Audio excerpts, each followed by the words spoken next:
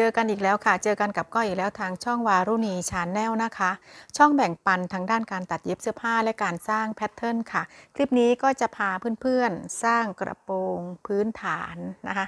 เป็นกระโปรงพื้นฐานไว้สำหรับตัดกระโปรงทรงต่างๆได้แต่การสร้างกระโปรงวันนี้นะคะ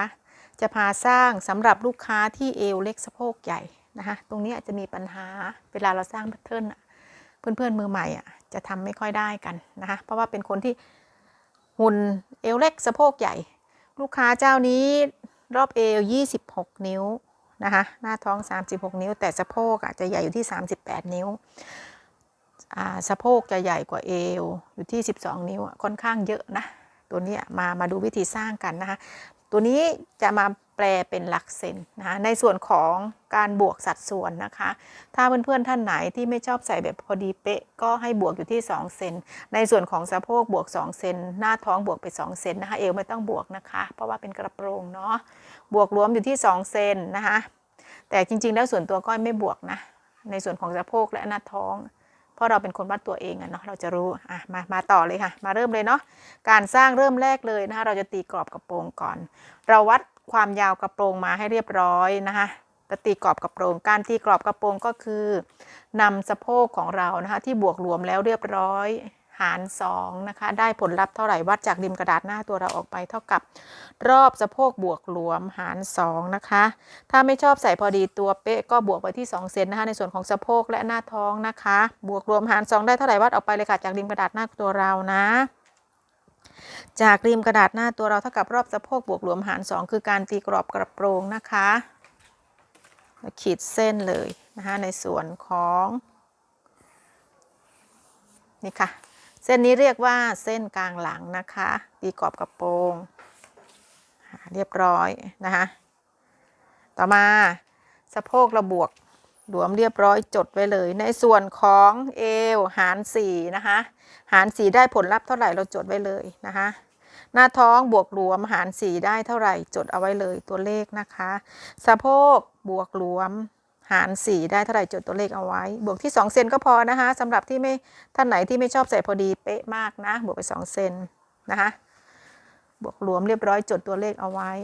ต่อมานะคะในส่วนหลักๆที่เราจะทำก็คือเราจะหาเส้นสะโพกก่อนนะวัดจากริมกระดาษขวามือเราลงมานะคะวัดจากริมกระดาษขวามือเราลงมา20เซน20เซนหรือ8นิ้วคือเลขตัวเดียวกันนะคะ20เซนหรือ8นิ้วตัวเลขตัวเดียวกันวัดจากริมกระดาษลงมา20เซนหาร2แบ่งครึ่งนะคะ20เซนหาร2ได้10เซน10เซนหรือ4นิ้วตัวเลขตัวเดียวกันนะคะจากเส้นเอววัดลงมา20เซนหรือ8นิ้วตัวเลขตัวเดียวกัน20เซนแบ่งครึ่ง10เซนเลขเอาไว้นะเส้น10เซนที่เราหาร2จาก20เซนขีดเส้นเชื่อมหากันนะคะเส้นนี้เรียกว่าเส้นสะโพกเล็กนะคะหรือเส้นสะโพกบนเส้นเดียวกันจากเส้นเอววัดลงมา20เซนขีดเส้นเชื่อมหากันนะคะเส้นนี้เรียกว่าเส้นสะโพกล่างต่อมาความยาวกระโปรงของเราที่เรากำหนดนะคะเราวัดความยาวกระโปรงมาแบบไหนเราวัดรวมขอบหรือใต้ขอบแต่ถ้าเราวัดรวมขอบอย่าลืมหักขอบออกไปนะคะเวลามาสร้างกระโปรงเราต้องการขอบใหญ่เท่าไหร่1นิ้วหรือ1นิ้วครึ่งเราก็หักออกไป1นิ้ว1นิ้วครึ่งแล้วแต่เราต้องการขอบใหญ่เท่าไหร่เราก็หักออกไปเท่านั้นนะคะแต่ถ้าเราวัดใต้ขอบมาเราไม่ต้องหักกำหนดความยาวที่เราวัดมาเลยนะในส่วนของความยาวกระโปรงแล้วแต่เรานะคะสังเกตว่าเราวัดแบบไหนใต้ขอบหรือรวมขอบตรงนี้อย่าลืมนะคะอันนี้ก็กำหนดความยาวอยู่ที่23นิ้วคือใต้ขอบนะนี่ค่ะขีดเส้นเราจะได้เส้นความยาวของกระโปรงนะคะเราจะได้ความยาวของกระโปรงเส้นหลักๆเราได้แล้วนะคะเส้นเอว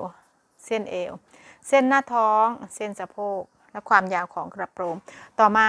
เราจะมาหาในส่วนของสะโพกเราตีกรอบสะโพกเอาไว้ตั้งแต่แรกคือการบวกรวมหาร2ตรงนี้เขาจะพอดีอัตโนมัติเขาจะพอดีถ้าเราจะแบ่งครึ่งตัวนี้จะทำหน้าและหลังเท่ากันนะคะในกรณีที่กระโปรงไซส์นี้ก็จะทำหน้าหลังเท่ากันฉะนั้นในส่วนของสะโพกที่เราตีกรอบออกไปตรงนี้จากจุดนี้มาจุดนี้เราก็แบ่งครึ่งเลยเท่ากันนะคะแบ่งครึ่งเลยเท่ากันนี่ค่ะถึงข้างบนเลยนะคะถึงข้างบนจากจุดที่เราตีกรอบเอาไปนะคะแบ่งครึ่งเลยนี่ค่ะ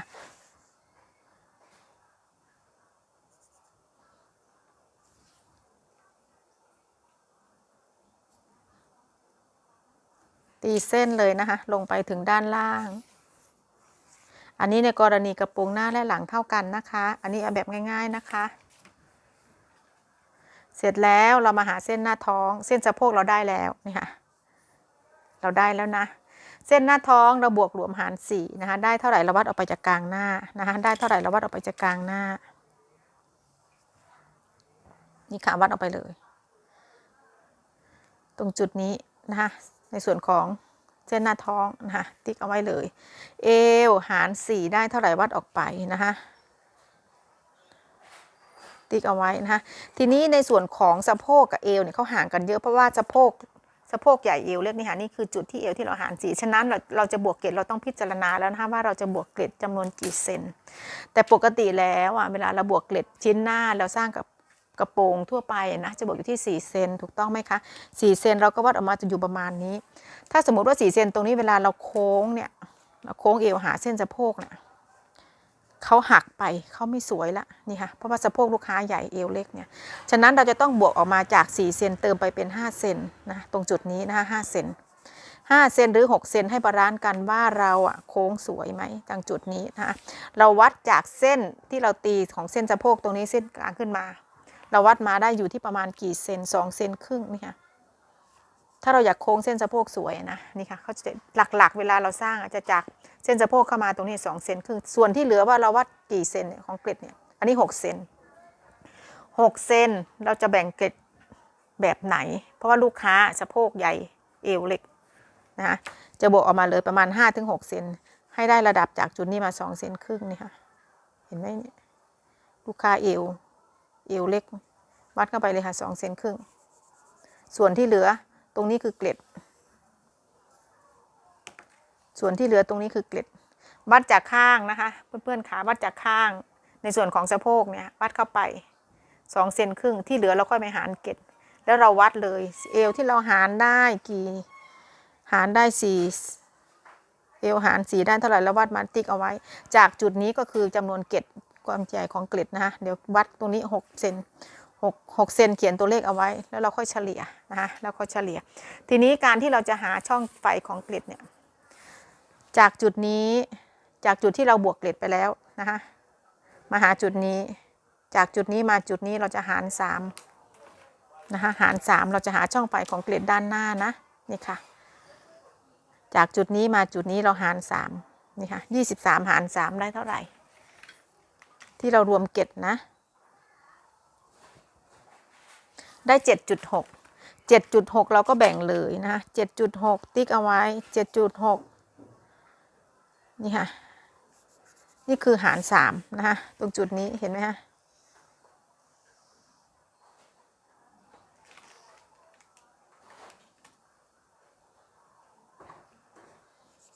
เมื่อกี้ก้อยหารผิดขอโทษทีขออนุญาตแก้นะก้อยขออนุญาตแก้นะคะจากจุดนี้มาวัดได้เท่าไหร่แล้วเราหาร3นะได้ 7.6 ติ๊กนี่ค่ะหาร3นี่ค่ะไอจุดนี้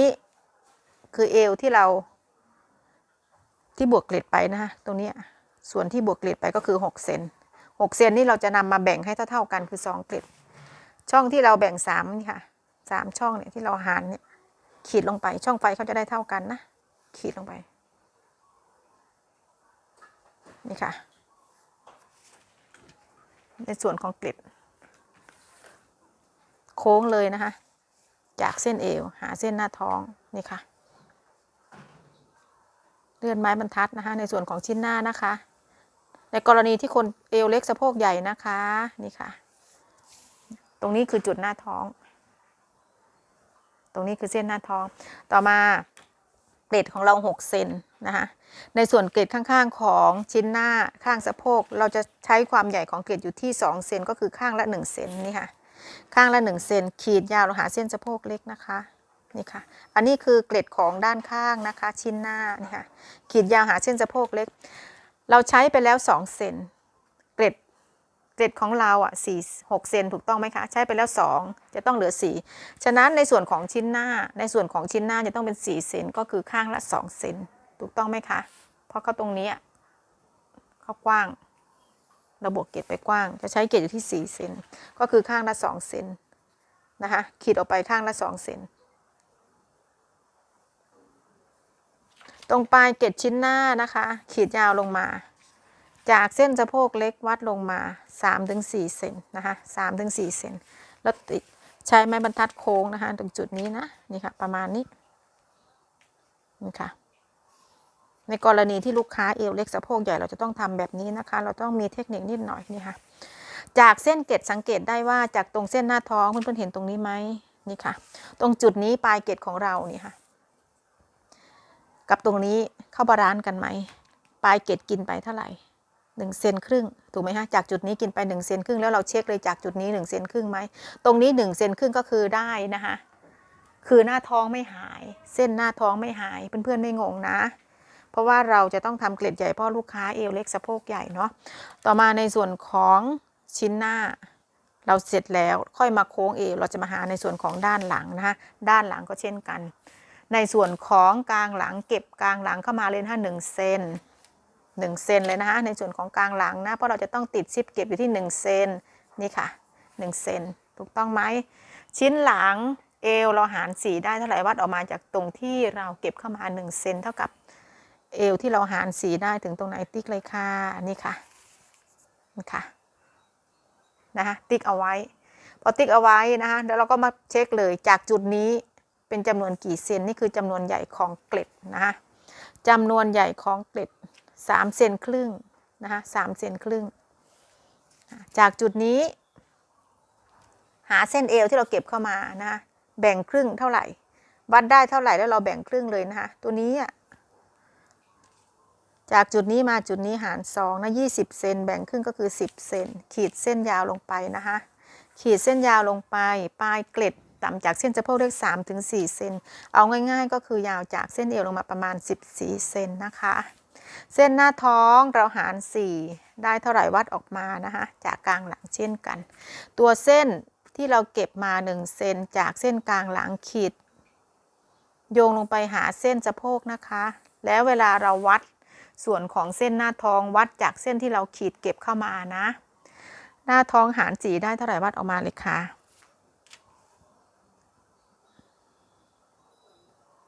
ค่ะติ๊กเลยในส่วนของเส้นหน้าท้องนี่ค่ะติ๊กเอาไว้เราจะโค้งเอวนะคะจะโค้งเอวในส่วนของชิ้นหลังนะคะนี่ค่ะ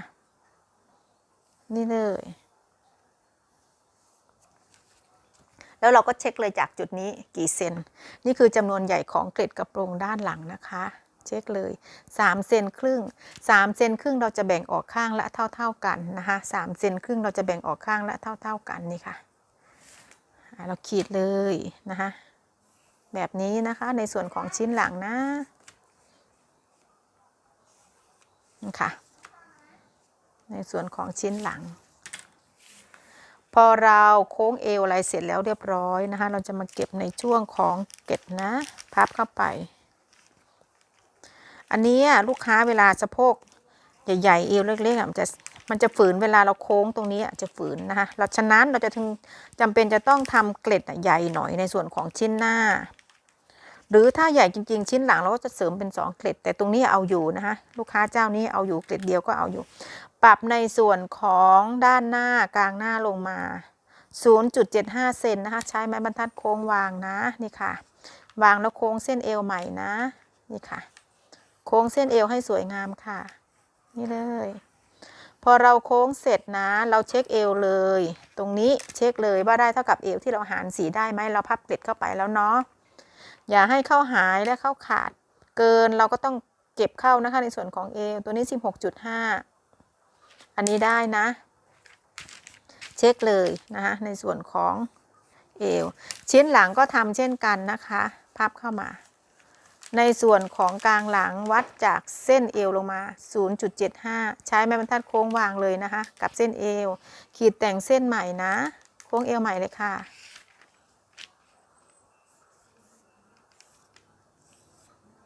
แต่งเส้นเอวใหม่นะคะแล้วก็เช็คเลยอย่าลืมเช็คเอวทุกครั้งนะว่าได้ 16.5 เท่ากับที่เราหาร4ได้หรือยังอันนี้ได้นะคะไม่ขาดไม่เกินนะคะเราก็จะได้กระโปรง หลักๆนะคะในส่วนของซิปนะคะก็จะติดอยู่ที่เส้นสะโพกอันนี้คือเป็นกระโปรงพื้นฐานทรงตรงเราสร้างกระโปรงแบบนี้เสร็จแล้วเรียบร้อยนะคะเราสามารถนำไปดัดแปลงทำกระโปรงทรงต่างๆได้ถ้าเราจะไปทำเป็นกระโปรงทรงสอบเราก็วัดจากปลายสอบเข้ามานะคะตรงปลายวัดเข้ามา2 เซนครึ่งถึง3 เซนก็ว่ากันไปแล้วแต่เรานะคะให้ดูความเหมาะสมการที่เราจะตีปลายสอบกระโปรงเข้าไปเยอะไหมเนี่ยเราต้องดูหุ่นของเราด้วยดูว่าเราหน้าขาใหญ่ไหมถ้าเราหน้าขาใหญ่ไปก่อนที่เราจะตีสอบนะคะจากเส้นสะโพกวัดลงมา5 เซนนะคะในการตีปลายสอบนะวัดลงมา5 เซนก่อนค่อยตีสอบนะคะใช้ไม้บรรทัดโค้งนะคะวางจากเส้นอันนี้เราจะแปลงจากพื้นฐานเป็นกระโปรงทรงสอบนะคะหรือกระโปรงทรงดินสอนะนี่ค่ะสำหรับคนที่มีหน้าขานะคะหน้าขาใหญ่ๆก่อนที่เราจะตีปลายสอบวัดลงมาจากเส้นสะโพกลงมา5 cm ก่อนแล้วค่อยขีดปลายสอบเข้าไปนะคะในกรณีคนที่หน้าขาใหญ่เนี่ยเราก็จะได้เป็นกระโปรงทรงสอบแต่ถ้าเราอยากได้เป็นกระโปรงทรง A เราก็ตีออกจากเส้นตรงนี้คือเส้นตรงเราก็ตีบานออกไปในกรณีที่เราอยากได้ทรง A ก็3 เซน4 เซนแล้วแต่เรานะคะอันนี้เราจะนำไปดัดแปลงในกรณีที่ลูกค้าสะโพกใหญ่ๆด้านหลังตัดต่อถูกต้องไหมคะตรงผ่าเนี่ยเก็บปลายเข้ามาเลยนะคะในส่วนของด้านหลังตรงกลางหลังเก็บเข้ามาเลยค่ะ1 เซนนะคะเก็บเข้ามา1 เซนแล้วตีเส้นหาเส้นสะโพกนะคะจากเส้นสะโพกวัดลงมา5 เซนนะคะ5 เซนตีเลยเก็บด้านหลังนะเก็บด้านหลังกระโปรงเราจะได้สวยๆหน่อยนะนี่ค่ะเก็บเข้าไปเราไม่ใช้แล้วนะเส้นนี้เราจะใช้เส้นที่เราเก็บในส่วนของชิ้นหลังนะคะเวลาเราไปทำกระโปรงสอบเนาะเราก็ผ่าให้พอดีพอเหมาะนะคะเสร็จแล้วนะคะวิธีสร้างพื้นฐานการสร้างกระโปรงนะคะสำหรับคนที่เอวเล็กสะโพกใหญ่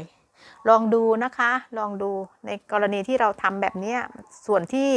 เราทำเกล็ดใหญ่ๆเราขีดเกล็ดลงมาเราอย่าลืมเช็คว่าหน้าท้องเส้นหน้าท้องเราหายไปไหมนะทั้งชิ้นหน้าและชิ้นหลังนะคะเพราะเราทำเกล็ดใหญ่ปกติแล้วเวลาเราทำกระโปรงเราสร้างกระโปรงเกล็ดจะอยู่ที่เส้นหน้าท้อง